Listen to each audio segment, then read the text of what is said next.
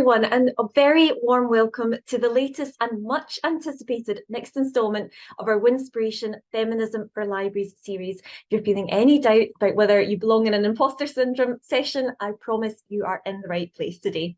So CILIPS Winspiration is a pioneering programme, we hope, about to mark its second anniversary, committed to empowering, educating and celebrating all library and information sector professionals who care about women's equality, and to championing Scotland's female library workers at every stage of our careers.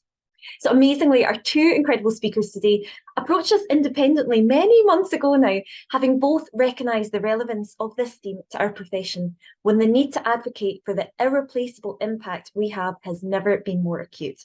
And I think that's echoed by the wonderful turnout today, so thank you all for joining us.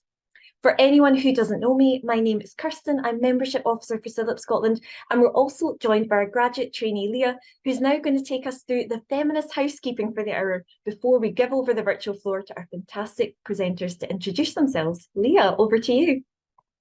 Hello, good morning, everyone. It's so fantastic to be here. As Kirsten's mentioned, it's been a long time in the making for this event, so it's really fantastic to have so many people turning up for it. So just to let you know, a few of the housekeeping things for today's event is that we have the captions enabled, so you can toggle them on and or off in the little bar down at the very bottom. We're recording the presentations only, so you'll have got a wee notification to say that we are recording the session. However, we will be pausing this when it comes to the kind of contribution discussion section of the webinar. So fear not, you'll be able to speak freely and openly, because we very much want to harbour that environment for everyone to share. And you will also be aware when the recordings have paused and when we are recording. If you wouldn't mind keeping your mics muted just now, just when the speakers are presenting, and then when it comes to the discussion portion of the event, feel free to turn them off and to speak freely and openly. Same thing goes for cameras. You're welcome to keep them on throughout the event, or you're welcome to keep them off as well, although it would be lovely to see lots of friendly faces. But we understand that sometimes poses a bit of a problem with bandwidth. So yes, also throughout the event, if you get any questions, queries, concerns, please pop them in the chat down below, and either Kirsten, Sean or myself will be able to help you out with that. So with that in mind, I think I'm going to pass over to SarahLouise and Jo, our fabulous presenters for the day. Hope everyone enjoys the session. You want to go first, SarahLouise? Sure, by all means. Hi everyone, I'm SarahLouise. I am an academic support librarian with the University of Edinburgh. I've been working in libraries for about 14-ish years, and during that time I've worked across a great number of sectors. One of the reasons that I thought this was a really important topic to cover for a session was because I personally have, of course, experienced imposter syndrome, particularly a couple of years ago when I received an award from CILIPS as a library and information professional. And I just thought, when I was reflecting on that whole experience, that actually talking about imposter syndrome is something that's really important. And I know a lot of my friends and colleagues have this in them, where we feel like we're not enough. And so one of the reasons I got in touch with the CILIPS team was to propose that we discuss this together. And conveniently, Jo also got in touch to discuss this. So Jo, why don't you take it away? Thanks, SarahLouise. Yeah, I did indeed. So I was just thinking when you just said how many years you've been in libraries. So I actually, I'm a coach. I run my own business, but most of my work is supporting libraries. And I've been a librarian as well since 2005, so almost 20 years now. So yeah, long time. Like I say, at the moment I do coaching. So I used to be in the sort of like teaching training side of librarianship. So although it seems a bit of a shift, it's actually quite a natural move for me to move into coaching. And I work predominantly with librarians, not exclusively, but predominantly with librarians. And I work probably about 90 to 95% with women. And I'm not saying this is exclusive to women, but obviously this is quite a pertinent issue. And it's something that I help all of my coaching clients with, and many of the workshops that I do, whether they're about leadership, whether they're about productivity, whatever they're about, the kind of thing that underpins all of them is that often it's coming from somewhere, there's something saying, You're not quite enough. You've got to do things differently. And so, yeah, this just seems to be a common theme that's coming across in so much of my work now. And it's kind of become a bit of a soapbox that I want to try and help people realize that actually we all feel this. You know, never met anyone, even the ones that you hold up on a pedestal and think are amazing, even those people, everybody experiences this. And I want to kind of normalize it and share my story with you and be a little bit open about that stuff, but also to kind of help us realize it's not going to go away. You know, spoiler alert, I sometimes do sessions called Overcoming Imposter Syndrome. You can't overcome it. But what you can do is recognize when it's at play and still be your true self. So a lot of my work is around that kind of element. And I also, SarahLouise mentioned that I am enough thing earlier. I have these bands. I made this band for my TLC members. It's an online community that I have. And on one side it says I deserve TLC, and on one side it says I am enough. And I need that visual reminder. I wear this every single day. I've not put it on especially for the webinar, but I need that visual reminder because so often there are feelings or thoughts, or you just kind of feel a little bit out of place. And yeah, love it. Thanks, Kirsten, for putting that in the chat. So before I start, SarahLouise and I, we came separately to this, but we spent some time planning since like March, I think it was, right? It's been, like we say, it's been a long time coming. So we're super excited to see you all. But I just wanted to kind of let you know that we would like this to be a fairly interactive session. So just letting you know in advance that this is something where we want you to think a little bit. We want you to share some of your experiences, whether that's in the chat or there will be opportunity later to actually do some breakout discussions. So we'd like it to be as open as possible. We'll do our very best to create a nice safe space for you. And as noted, the beginning bit will be recorded, but later on we're going to close that recording. So if you want to share but feeling a little bit unsure of where that recording will go, please don't worry. But we would like you to kind of engage and really make the most of this experience. So to start us off with that, I'm going to get you used to engaging. We've got a couple of questions that we wanted to kind of pose you before we get into it. The first is just to make sure that you know how to use the chat, to be honest, and many of you have already proven that, but let's get us going anyway. So for the first question, we just want to kind of hear how you're feeling today. So we're going to do it in a really nice, easy way with a scale of 1 to 10. So 1 being, I'm really tired today, and 10 being, I feel absolutely at my best and rocking this world. Totally, everything's amazing. So if you could just pop into the chat 1 to 10. Thanks, Kirsty, for putting that in there as well. How are you feeling today? Pop that number in there. We've got some variety going on. We got a 10, yes. And we got a 2, yes. Loving this. A lovely variety here. Very honest of you guys. Yeah. Well, I appreciate the low numbers. Absolutely. And that's why I said a 2. Yes, because absolutely, however you're showing up today, however you're feeling today, that's okay. 1-ish. Yeah, okay. 1-ish.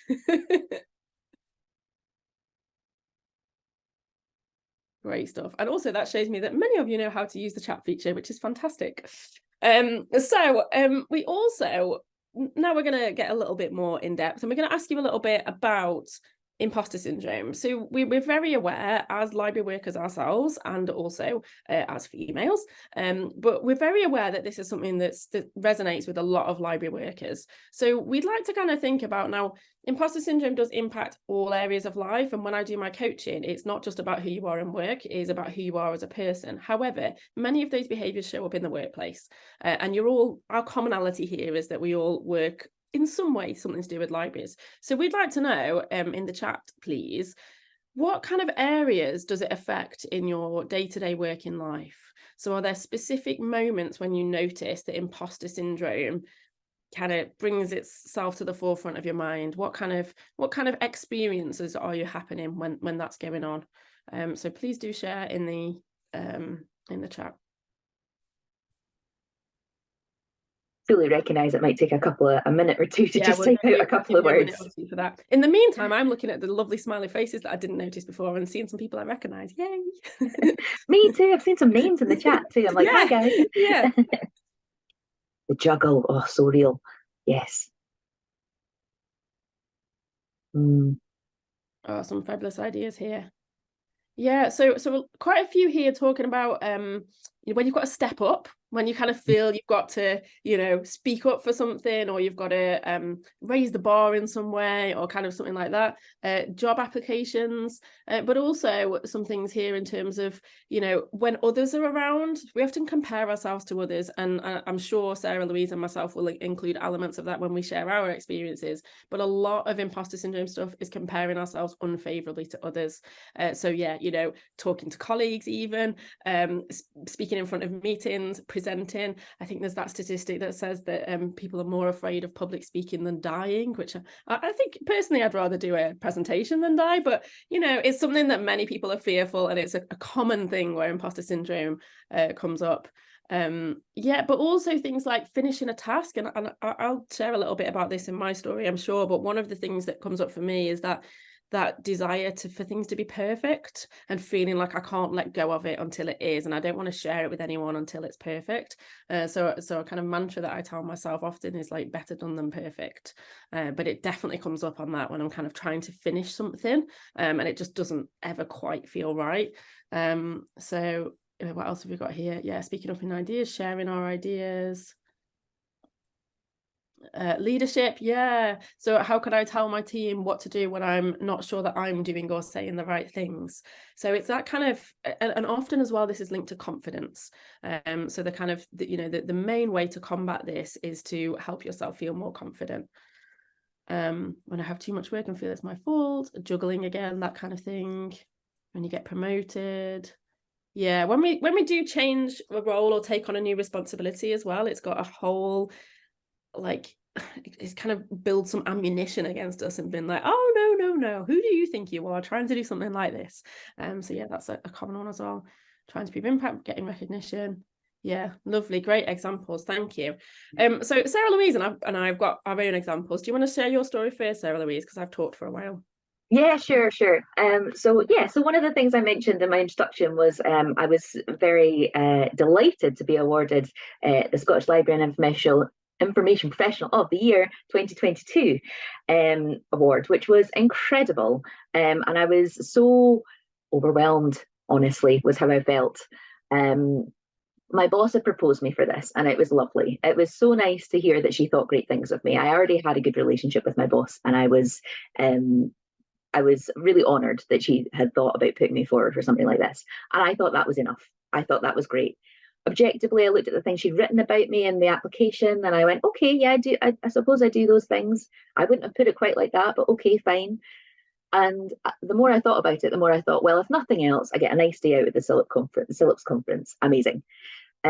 So off I went to the awards thing, never really thinking I was going to win the award. There was 3 people on the shortlist that I recall, and I did win, and it was overwhelming. I had prepared a short speech because I'm a librarian and nothing if not prepared, but I didn't actually think I was going to use it. And then I did. And then the rest of the evening was full of very lovely people who I admire and respect, telling me what a great job I'd done, how much they appreciated me, how much they liked reading about the work that I do. And I could not handle it. I politely, of course, because it's ingrained in us, said, oh, thank you so much. Oh, that's so kind. Oh, thank you. But I was so overwhelmed. I came back from the conference and spoke to my partner, and he was ready to congratulate me. He was like, amazing, I'm so proud of you, you've done great. And I was like, no, I can't, no. And I literally had to go and lie down in a dark room for the rest of the evening. I could not speak to him about it. And it took me about more than a few weeks, like literal months, and a lot of talking to colleagues and friends to actually accept that this was a thing, that it was okay that I had won. And I'm using this as quite an extreme example because it is an amazing thing to win, but also it's exactly the same way I respond to lots of praise or accolades. I sort of immediately go, oh, that's fine, but that's not really how it played out. That's not really what happened. That's not really, yes, okay, technically I ticked the boxes, technically I did all the things you said I did. But that was never the aim. I didn't get that because I worked for that thing. Got that because I kept saying, I'm just doing my job. I'm just doing my job. I'm just doing the things that I know how to do. I don't think that's noteworthy. But I also know if I was speaking to any of my friends about it, it would have been noteworthy. I would have been crowing from the rooftops for them. But because it was me, it was different. And I think one of the ways that I thought about when I was reading all the comments in the chat there, and when people were saying what it was that made them feel like an imposter, someone said, when I've achieved something, I lessen it. And that's immediately where I go. That resonated so hard with me. And I just thought I would say, you know, Jo's already said this is not going to be the answer to all your dreams, as in here's how we get rid of imposter syndrome. But what it might be is here's how I deal with it when it happens to me. And honestly, one of the ways I deal with it is I give myself time, and I don't look at it too closely right in the heat of the moment, because it's too much, it's overwhelming. I can't look at the whole big picture and sort of go, that's a thing that I did, aren't I so proud of myself? No, I'm not. Because we've been trained and programmed in certain ways throughout our career to not be prideful and not talk ourselves up in these ways. And so I give myself a bit of distance, and, you know, I am polite, sure, and I try to be thankful and grateful, but I also give myself the grace of a bit of time to process and let things sink in. And I talk to people. I talk to colleagues, usually about other things initially, and then it might come around and I sort of say, oh yeah, but that wasn't. And they help me realize that actually, just as I like to shout for everyone else, they would like to shout for me too. And I respect them enough to know that if they have a good opinion of me, they can't have a bad opinion of me, but good opinions of everyone else. Like, it's not likely they're doing me the favor of being kind. So that's one thing I think as well, as I respect my friends and colleagues' opinions. And also I just work on being a person and being honest. And if I'm struggling to handle something, then I can say I'm struggling to handle something. There's times in my work where I work with legal professionals quite a lot. And in my former position, I worked at the Sheriff Courts. And in that case, you're involved in the work of the courts and you're interacting with legal professionals at a very senior level. And it can be intimidating. It can be really intimidating for them to come to you to ask you for assistance with something, with doing a bit of research that's going to inform a case that they're hearing, or information about getting the information they need to make decisions that will affect people's lives. Is frightening. But you can do it. If you're not sure that you have the time, if you're not sure you have the capacity, you can be honest about that.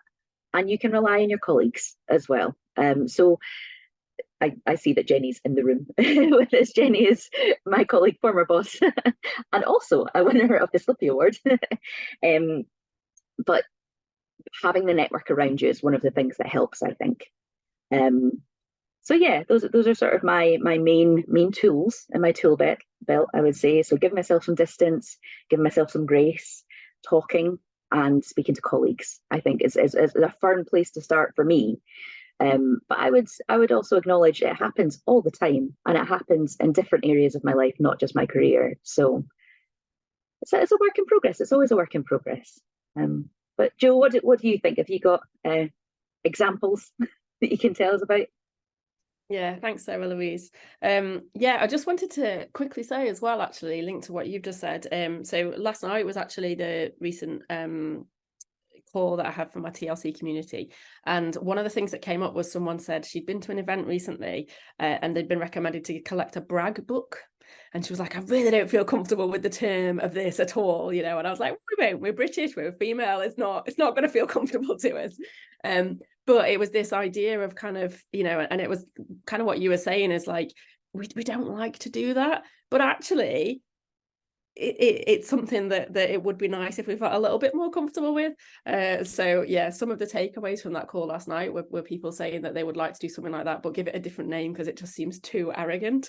But yeah, it's so true. And I think that point around everyone else, and also I think the thing that helps me, and I'll share some stories and then share some of the things that help me, but I think connected to what you've just said, SarahLouise, the thing that really helps me is realizing if I can see that everyone else is amazing, I can't be that terrible. Like, you know, they see everyone else, and it's kind of like when you put yourself as part of the we, it really helps you to realize, oh, I've probably got something that I bring to the table as well in those darkest moments.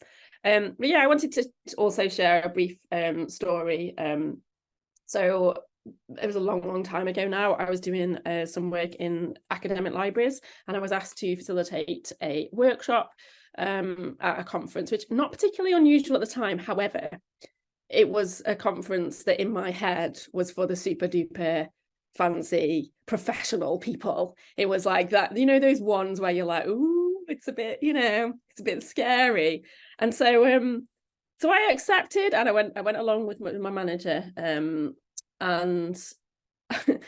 you can possibly see, actually, like I'm wearing a jumper that says empowered today. I felt like it was appropriate. I'm also wearing leggings. This is my kind of standard vibe. On that day, I wore a skirt suit. I wore high heels, and I was basically walking around like a penguin, because the skirt suit was one of those skirts that like comes in at your knees, so I couldn't really like, so I was kind of waddling a little bit, also in heels, not used to heels, I wear trainers. Yeah, not great. And then the jacket had got like full-on shoulder pads as well. So when I was doing the flip chart, I couldn't really like lift my arms properly. So this is why I was saying I was a full-on penguin, because I was waddling around and couldn't lift my arms. And I'm not joking when I tell you that during that workshop, it was a 1-hour workshop, and I knocked the flip chart over, I believe, about 4 or 5 times. Literally, it just kept happening. And it was all because I just didn't feel comfortable at all. And then it was actually up in Glasgow, and I don't live anywhere near Glasgow. And at the time we flew, and I got to the airport, and I got totally changed into what for me is normal clothes. And as I was getting changed in that toilet cubicle in Glasgow airport, it suddenly hit me. And I just thought, like, the workshop was fine, I'm sure it was okay, but I didn't feel like I could be myself, because it was like I was putting on some sort of performance to try to be more professional. And the thing is, in the same way that SarahLouise had been nominated for this, I'd been invited to do this. They'd asked me to do this, yet somehow in my head, I was like, oh, I need to be someone that I'm not. And so yeah, that's one example. And I had a similar thing, and I have to share it because it's just so ironic, but I was invited to speak at a conference about imposter syndrome, and I received the email, and honest to God, thought they'd sent it to the wrong person. Like, how is that not a prime example of imposter syndrome? So I was about to reply saying like, oh, because it was what do you call it? It was like a keynote, like conference keynote. And I was like, oh, I'm not that person. That's not what I do. I'm not important enough or knowledgeable enough or confident enough. All those things were coming up. Basically always comes back to, I am not something enough. All that stuff was going in my head. And luckily I slept on it. And when I come on to what helps me, one of the things is a bit of time and space.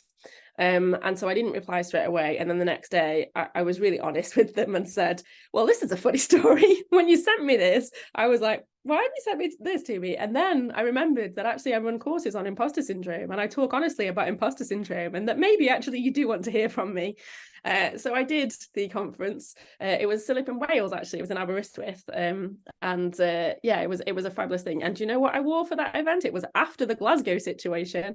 So I wore jeans and a t-shirt and comfy pumps, and the pumps had got flowers on, and people commented on how cool they were. I felt myself. And in that room, I felt relaxed and able to kind of speak from the heart. And it was a very, very different experience. So I just kind of wanted to share those as some examples where I didn't realize at the time, but now often when I notice that I'm worrying about what to wear or worrying about what I'm going to be saying or like over preparing, that tends to be a kind of trigger for me to kind of realize, hang on a second, what's going on here? Why can I not just be myself? Why am I feeling like I have to be something different? So whenever anything's that's going on, because I think the first thing to help yourself with this is notice when it's happening. Awareness is the greatest thing. So that's what happens for me.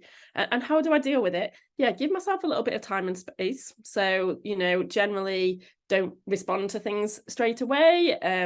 You know, it's hard when you're in person and people are complimenting you and you feel awkward. Like I can totally hear what you're saying, SarahLouise. But just, you know, a little bit of time and space, and also as kind of like just a thank you rather than a thank you, but really honestly, I didn't really do anything. You know, do you know what I mean? That's what I mean by time and space, is just, you know, keep it nice and short. And I also have, and I'm going to shout out to Jenny again, because I'm sure this started, hi Jenny, not seen you for ages, but Jenny was my chartership mentor back in God knows when. And one of the things that I started during that time period was I started creating a feel-good folder. And at the time it was to collect evidence for my chartership. If you've ever done anything like that, I highly recommend it.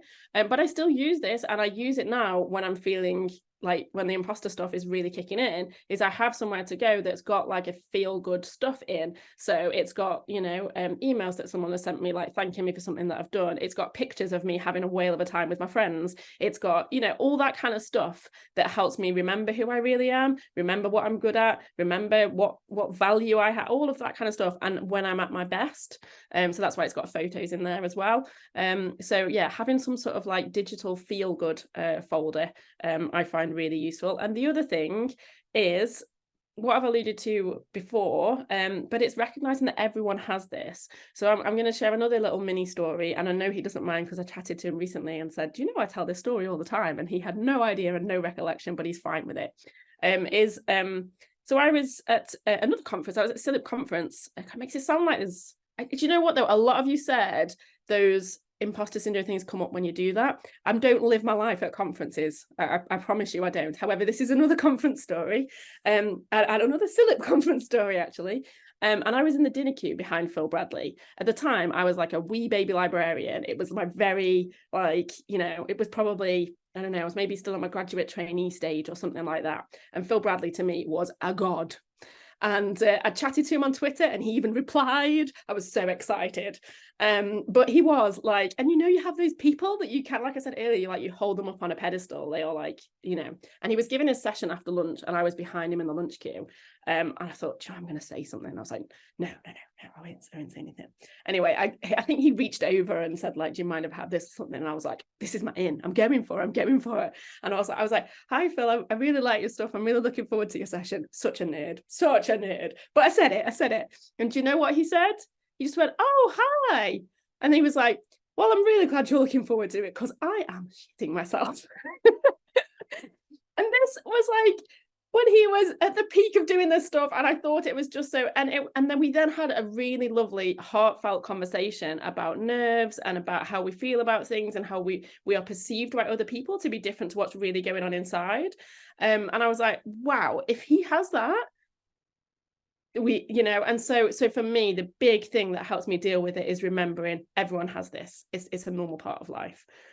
So yeah, even the Phil Bradleys of the world, who at the time, he's now one of my, like, he's a close friend now, it's great, but at the time, yeah, I thought he was like God, and nothing could possibly faze him.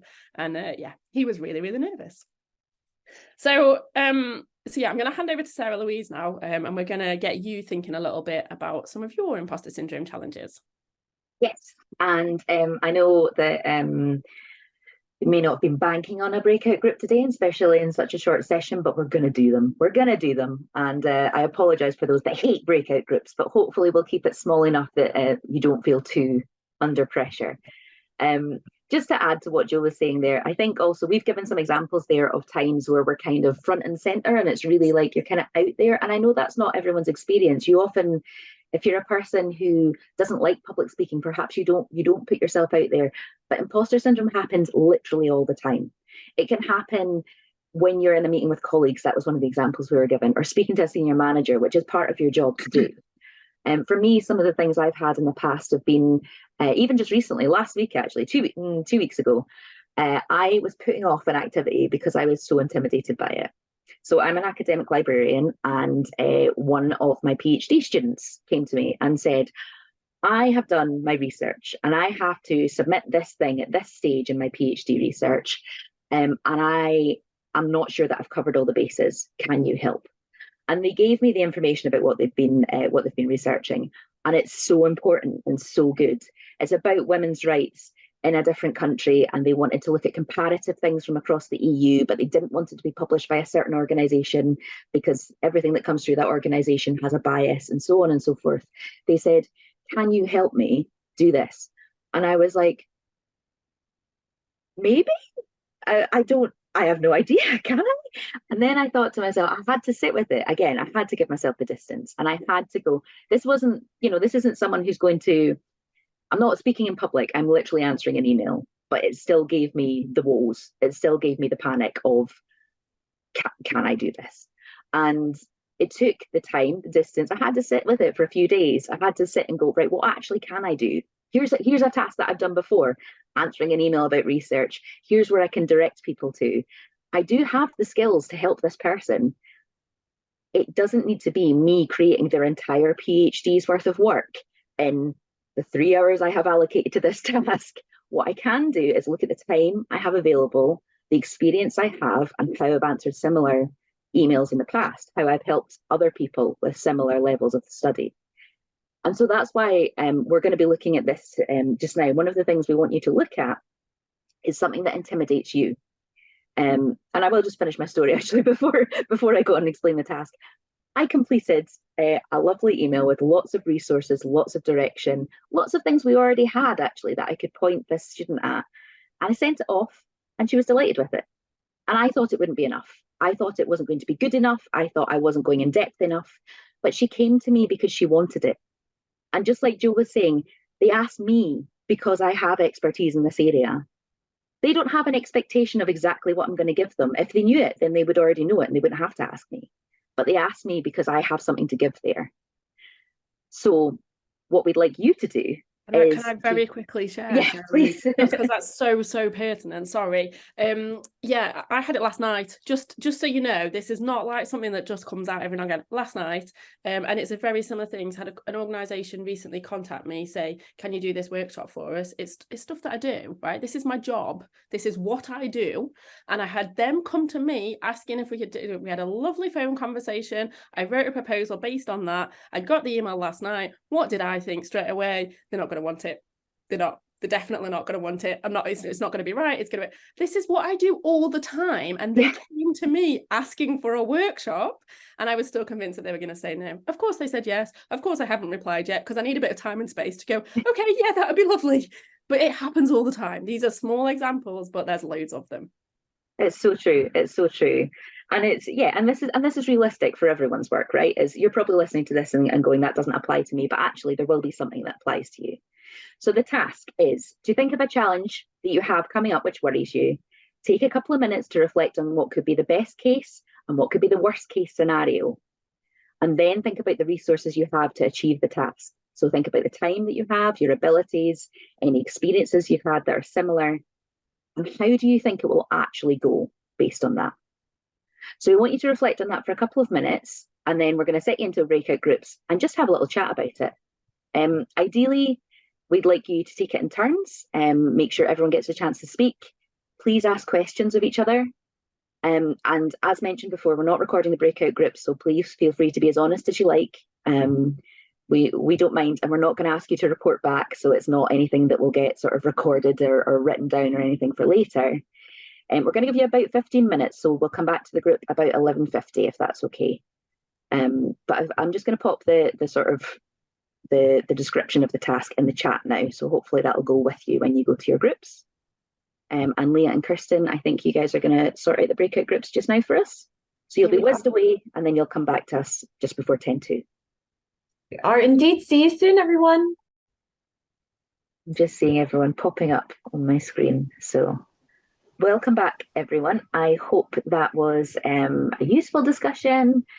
We're not going to ask all the groups to report back because I sometimes think there's nothing duller than coming back from a breakout group and you have to nominate a spokesperson and provide a sentence or two, and then, you know, we don't really have time for that anyway. But what I would encourage is that if anyone has anything they want to share with the wider group, by all means, you can pop it in the chat, or you can also, after the session today, go to our lovely Padlet, where people have been putting some of their feelings and thoughts and reflections on imposter syndrome.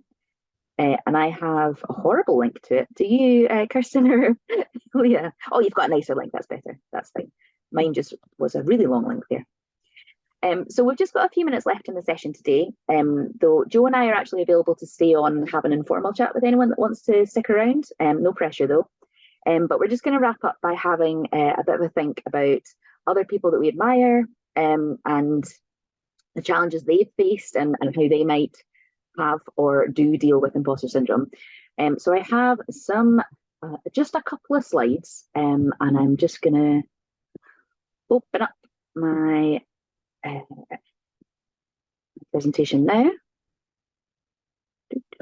Your screen sharing. I should be screen sharing. Can you guys just confirm that you can see this? Yeah, we're all good. Perfect. Thank you so much. So yeah, just a couple of slides. You'll be aware this is part of the Winspirational programme, and these are previous Winspirational speakers that we've had, or people who have been featured. So Adele Patrick was the first speaker in the programme, actually, and you can see the director of Creative Development, Delivery and Engagement in Glasgow Women's Library. She ran the first event and asked us what would libraries led by feminists look like. Amina Shah, the first woman and the first person of mixed heritage to be the National Librarian of Scotland. She gave a talk in 2022 about championing women in libraries. And there was a great session about Dorothy Porter, who obviously wasn't there. But an academic came and spoke about her legacy and asked us what we can learn from her experience and what we know about the history of librarianship, what's missing and why. So these are all great sessions, and I think actually we have them all recorded. We certainly have at least 2 of them recorded. So I would really encourage you to look back on the sessions if you weren't able to attend at the time, because these were all virtual. And so I just wanted to highlight a few things about these people who are inspirational, but inspirational. This is a big long quote, and I'm not usually a fan of putting so much text on a slide, but I will just say that I was looking at Adele Patrick and how she deals with imposter syndrome. And she writes a reflective blog regularly. And in this blog, this is a section from the blog, and she was given a task of, she had to present herself and her entire career to people that did know her and didn't know her. And she said it was a really useful exercise, and really difficult, but the process had the unanticipated outcome of allowing for introspection and asking some fundamental questions about who I was and how and when changes had occurred that brought me to being the person I am today. And she talked about feeling underconfident as a younger person, and meeting challenges and getting through them. And she said, I was happy to note the diminishing degrees of imposter syndrome from the period when I was part of the GSA teaching staff, and felt humbled to think about the challenges that I faced and overcome. So I think that just really speaks to the things that Jo and I were saying earlier about giving yourself some distance, whether it's just in the moment in terms of formulating replies to things, or overall, the act of reflecting after the fact allows you to see that you did achieve the thing. You should be proud of yourself. You have overcome challenges. And that's true of all of us, not just people who are, sector leading, but everything we do, if we take a little time, then we can certainly reflect on that. Something from Amina Shah, she talked about, this was in an article from Information Professional, and she talked about not being an expert in things. She said, I've just taken the plunge in things, no expectations, some wonderful things have happened. She talks about, I think it's useful to start in a position where you don't know everything and be comfortable with that. And sometimes it can take bravery to say, I don't know the answer, what do you think? So you might be feeling like you don't deserve the accolade or the opportunity or the challenge, but it's okay to say, I'm not sure, and you can still do the thing. You can still achieve great things. And in fact, that is probably something that makes a great leader, a great person who puts himself forward. And this is a great big bit of text that I'm not going to read out at all, but this is a sort of synopsis of the achievements of Dorothy Porter, who was like a sector leader and sort of a historic figure in terms of cataloguing, because she was a person that just really changed the collection of her library, and really the history of how we look at Black lives in library collections. So really worth getting to grips with the session that was all about her and her legacy, I would say. But I would also say she didn't set out to do this. She didn't set out to change the entire face of how we deal with libraries and cataloguing. She just did her job. She had a job to do. She thought it was important. She went for it anyway. She faced a lot of discrimination. She faced a lot of challenges, but we can achieve great things if we just give it a go. Use our skills, use our experience, use our interests, and we can still achieve the things. Even if that's not the eventual aim, we can make changes. So here's a link to the Winspiration page on the CILIPS website, and it's great. I was saying just when you were all in your breakout rooms, how useful a resource it is. It's got loads of stuff recorded there, so I really recommend you go and have a look. And I will stop sharing at this point and pass back to Jo. Yeah, thank you. And that's the thing is I think the other thing that I'd love us to encourage more of, which is one of the reasons why I first got in touch about, you know, doing something around this as well, is just to kind of share our stories a little bit more. Hopefully in the breakout rooms, you had a little bit of an opportunity to hear about other people's experiences.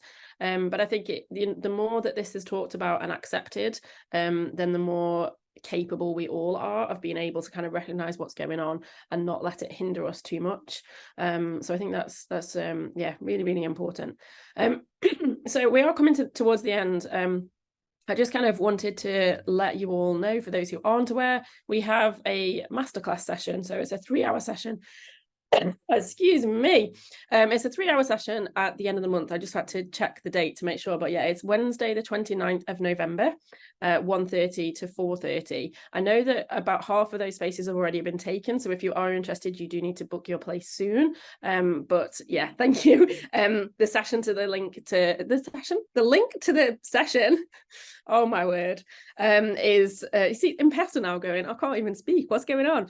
Is in the chat, so if you'd like to book your place on that. So I'm going to be leading that masterclass session. It's a much more in-depth look, so to just kind of give you a quick taste of what it's going to be about, I'll be sharing more silly stories, but also hopefully with the aim of helping you notice it more.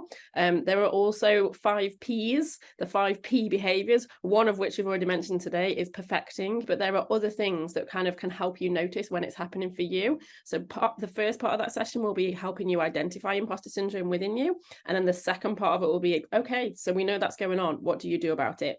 And that's a little bit more about discovering or rediscovering who you really are without the imposter syndrome, recognizing that it's not something that you would choose to kind of control your behavior, and working out what you would really still like to do and how do you take those steps forwards.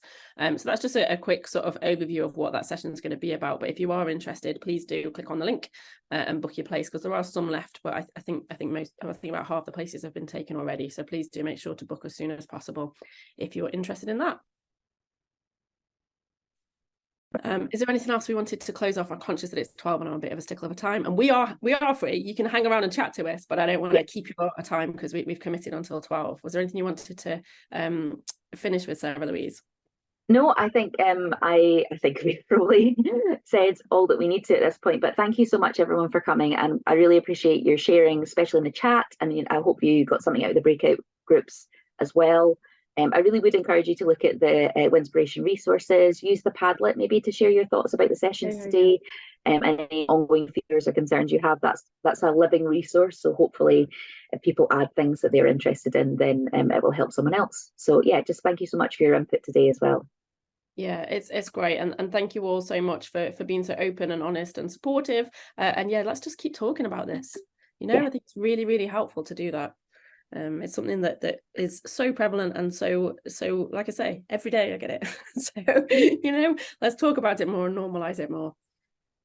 Oh, and just on behalf of CILIPS and the whole Winspiration community, thank you so much to the two of you as well. It has been really such an impactful session. I think the authenticity that you brought to today, it really has made for something very special indeed, and actually a kind of emotional and almost spiritual focus as much as practical and intellectual of that information sharing that our profession does better than any other. And as we've said, it's more important now than ever that we are equipped to advocate for ourselves. So yeah, please do grab those few remaining spaces on the masterclass. Thank you so much for joining us. Thank you, Jo. Thank you, SarahLouise. And yeah, please do check out Winspiration as well. Thanks, everybody. Thank you for hosting, and thanks everyone. Yeah, thank you.